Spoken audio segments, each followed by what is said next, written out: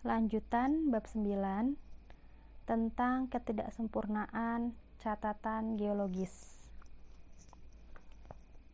Dari pertimbangan-pertimbangan di depan, tidak dapat diragukan bahwa catatan geologi secara keseluruhan dipandang sangat tidak sempurna.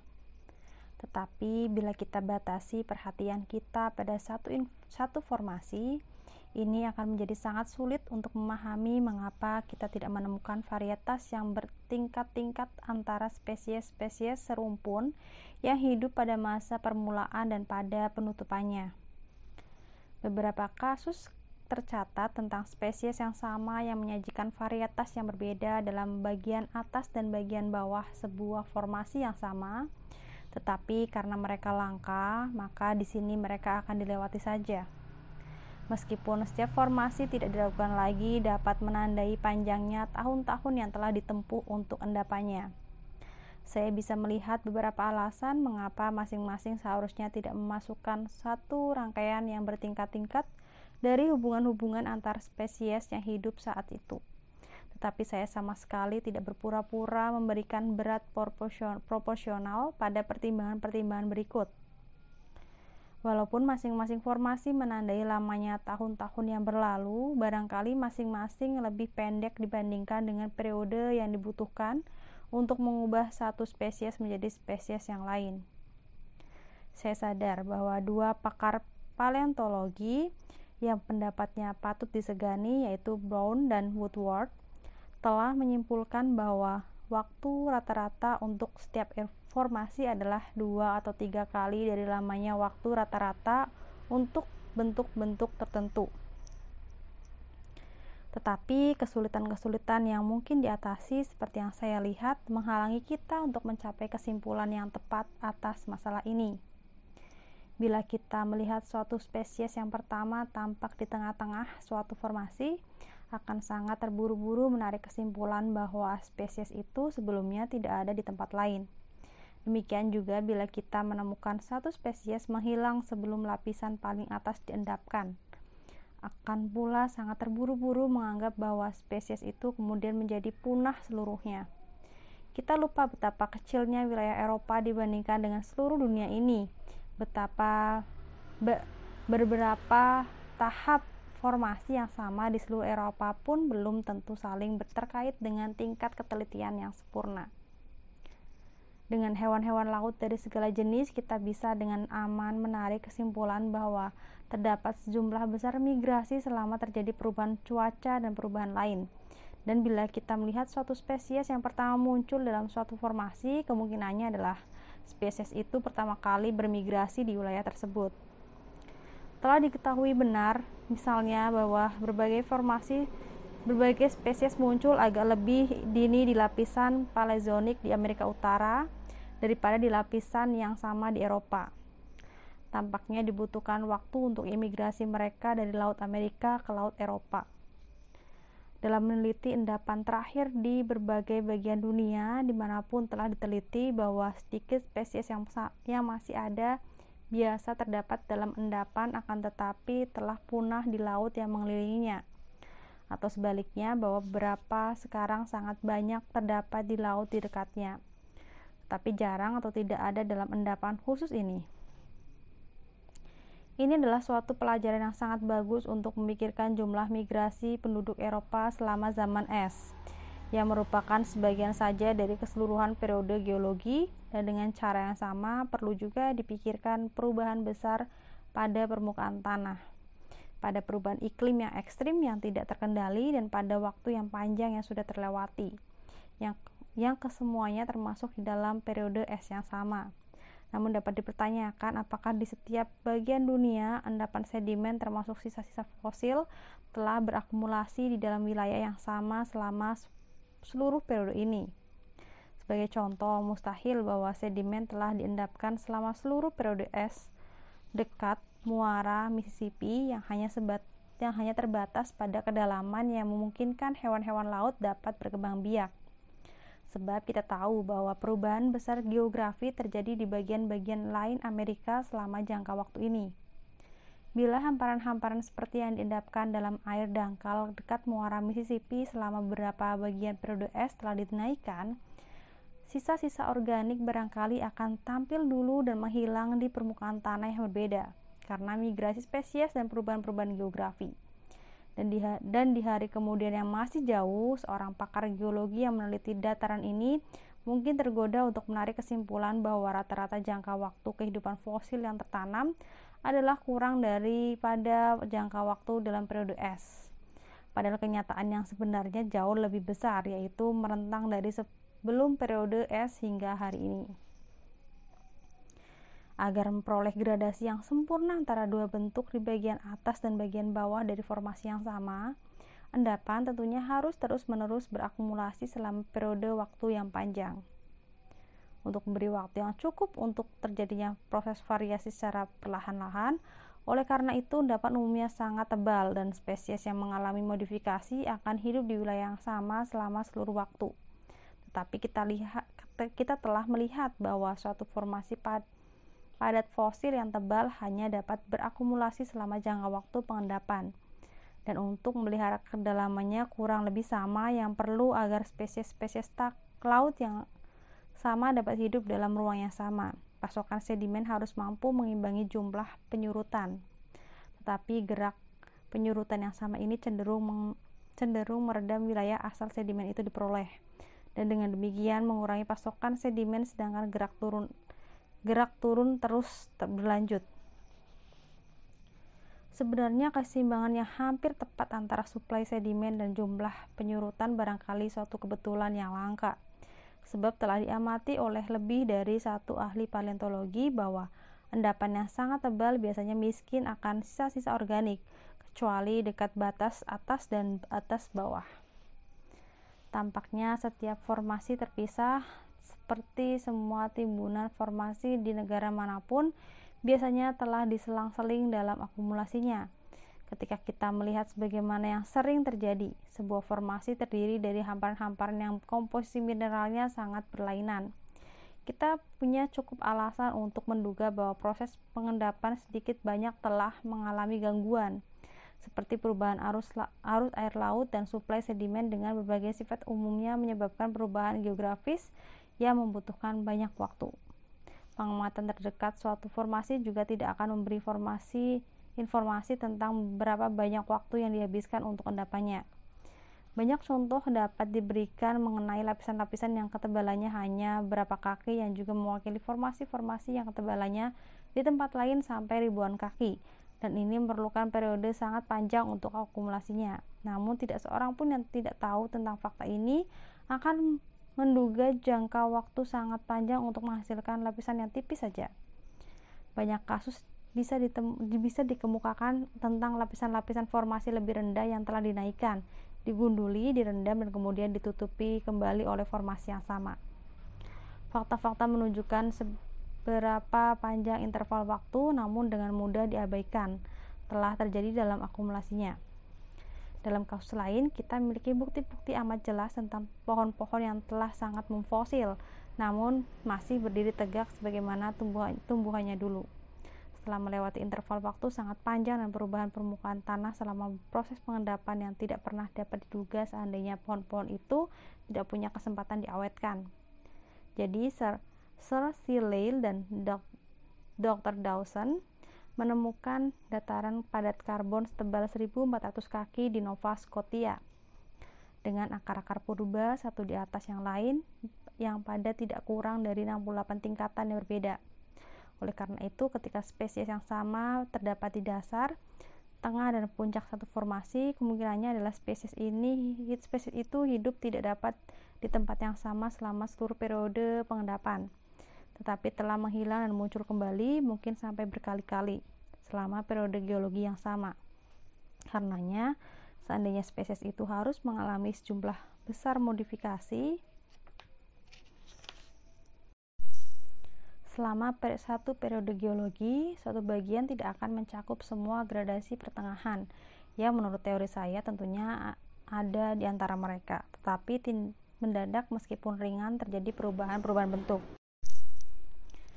Penting untuk diingat bahwa para naturalis tidak memiliki aturan emas guna membedakan spesies dari varietas.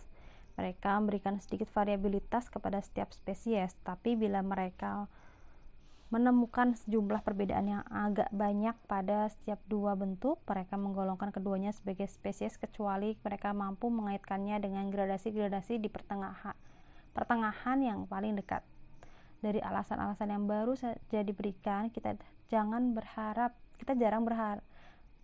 dapat memberi pengaruh dalam satu bagian geologi, andaikan B dan C adalah dua spesies, dan yang ketiga A ditemukan di lapisan lebih tua di bawahnya. Bahkan jika A persis menengahi antara B dan C, dia hanya akan digolongkan sebagai spesies ketiga dan berbeda, kecuali bersamaan dengan itu dia dapat dihubungkan erat dengan salah satu atau dua bentuk oleh varietas-varietas pertengahan itu. Hendaknya tidak pula dilupakan sebagaimana dijelaskan sebelumnya bahwa A dapat menjadi nenek moyang yang sebenarnya dari B dan C. Meskipun demikian, tidak harus menjadi penengah yang tepat di antara mereka dalam segala struktur, sehingga kita dapat memperoleh spesies induk dan beberapa keturunannya yang termodifikasi dari lapisan bawah dan lapisan bawah dari satu formasi. Dan kecuali kita memperoleh banyak gradasi transisional, hendaknya kita tidak perlu mengakui hubungan mereka, dan karena itu menilai mereka semua sebagai spesies yang berbeda. Sudah diketahui kalau banyak pakar paleontologi menggolongkan spesies mereka berdasarkan pada perbedaan-perbedaan yang sangat kecil, dan mereka melakukannya lebih siap lagi bila spesimen datang dari subtahap yang berbeda dari formasi yang sama. Beberapa pakar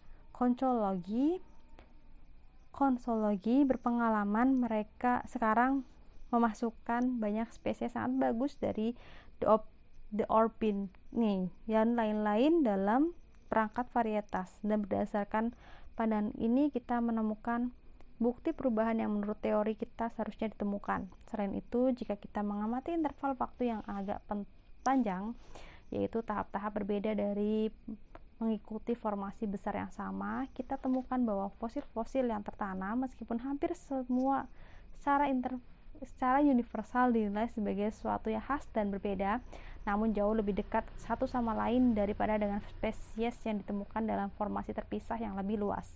Tetapi untuk topik ini akan saya tinjau kembali dalam bab berikut. Suatu pertimbangan lain yang juga pantas diperhatikan adalah tentang hewan dan tanaman yang berkembang biak secara cepat dan tidak banyak mengembara. Ada alasan untuk menduga, seperti yang telah kita lihat sebelumnya, bahwa varietas mereka pada umumnya semua lokal, dan bahwa varietas lokal tersebut tidak menyebar luas dan menggantikan bentuk induk mereka hingga mereka termodifikasi dan disempurnakan sampai tingkat tertentu. Menurut pandangan ini, peluang untuk menemukan satu formasi dalam satu daerah manapun, semua tahap transisi awal antara setiap dua bentuk adalah kecil, karena perubahan-perubahan berikutnya diduga bersifat lokal atau terbatas pada satu tempat saja. Kebanyakan hewan laut memiliki kisaran luas, dan kita telah melihat bahwa tanaman yang mempunyai kisaran luas yang paling luaslah yang paling sering menyajikan varietas, sehingga dalam hal kerang dan hewan-hewan laut lain adalah mungkin bahwa mereka yang memiliki kisaran yang paling luas jauh melebihi batas formasi geologi yang dikenal di Eropa, yang paling sering menghasilkan varietas-varietas lokal pada awalnya dan spesies-spesies baru pada akhirnya. Dan sekali lagi, ini akan sangat mengurangi peluang kita untuk dapat melacak tahap-tahap transisi dalam setiap formasi geologi. Hendaknya tidak dilupakan bahwa dewasa ini dengan spesimen sempurna untuk diteliti, dua bentuk jarang dapat dihubungkan dengan varietas pertengahan, dan dengan demikian terbukti sebagai spesies yang sama. Sampai banyak spesimen terkumpul dari banyak tempat, dan dalam hal ini spesies fosil ini jarang dapat dilakukan oleh para ahli paleontologi. Barangkali paling baik bagi kita untuk melihat ketidakmungkinan kita untuk menghubungkan spesies dengan deretan fosil-fosil pertengahan yang sangat banyak dan halus, dengan menanyakan pada diri kita sendiri apakah misalnya para pakar geologis di masa depan nanti akan mampu membuktikan bahwa turunan berbeda-beda dari sapi, domba, kuda, dan anjing kita diturunkan dari satu atau dari beberapa leluhur asli. Atau lagi, apakah kerang laut yang menghuni pantai Amerika Utara yang dinilai oleh beberapa pakar konsologi sebagai spesies lain yang berasal dari Eropa dan oleh beberapa pakar konsologi lain hanya dinilai sebagai varietas adalah benar-benar varietas ataukah sebagaimana yang dinamakan merupakan varietas yang khas. Hal ini hanya dapat dihasilkan oleh pakar geologi masa depan dengan penemuan yang sangat banyak gradasi penengahannya dalam keadaan fosil, dan keberhasilan seperti itu bagi saya adalah mustahil dicapai dengan derajat yang tinggi. Penelitian geologi walaupun telah menambahkan banyak spesies pada genus-genus yang masih ada dan yang sudah punah dan telah membuat interval antara beberapa kelompok yang kurang luas daripada yang sebaliknya, namun jarang bisa melakukan apapun untuk merinci perbedaan antara spesies dengan menghubungkan mereka bersama-sama dengan varietas-varietas yang sangat banyak, mencolok, dan pertengahan.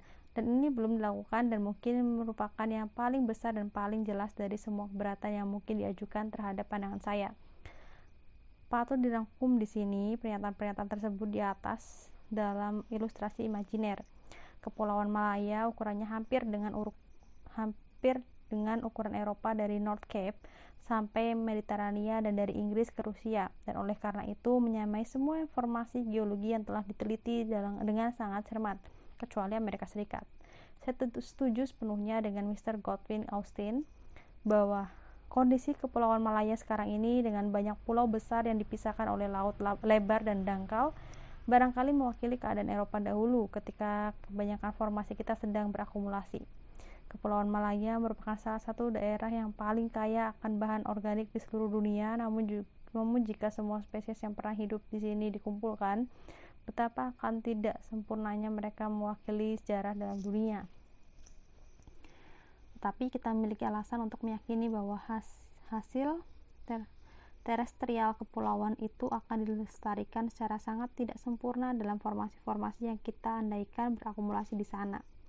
Saya menduga tidak banyak hewan yang khusus yang menghuni daerah pantai atau yang hidup di karang-karang gundul di laut yang akan tersimpan di sana, dan yang tersimpan dalam kerikil atau pasir tidak akan bertahan untuk waktu yang lama.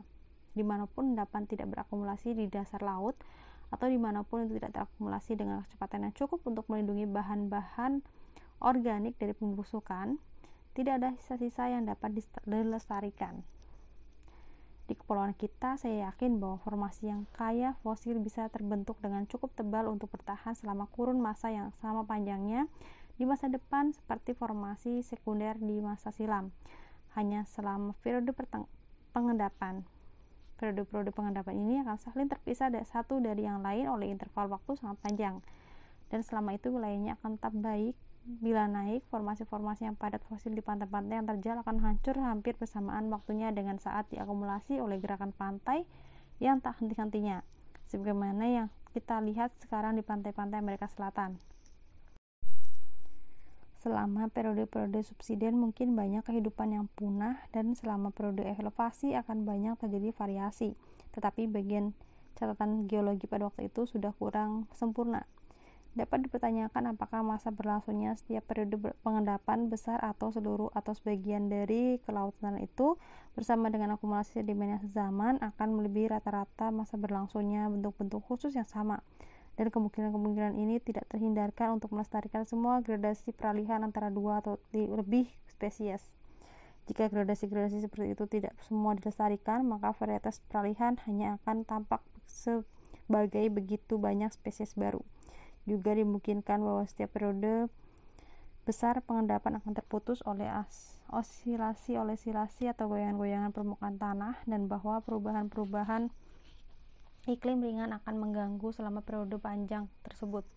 Dan dalam kasus-kasus ini, penghuni kepulauan akan bermigrasi dan tidak ada catatan berkesinambungan yang saksama tentang modifikasi mereka yang dapat diawetkan dalam salah satu formasi.